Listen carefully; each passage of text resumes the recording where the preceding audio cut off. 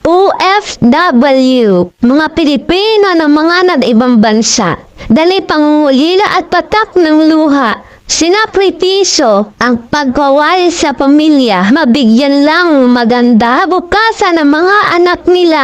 Buhay OFW. Akala nyo ba'y madali lang ito? Ngunit nagkakamali kayo. Buhay OFW. Sani dalang peligro.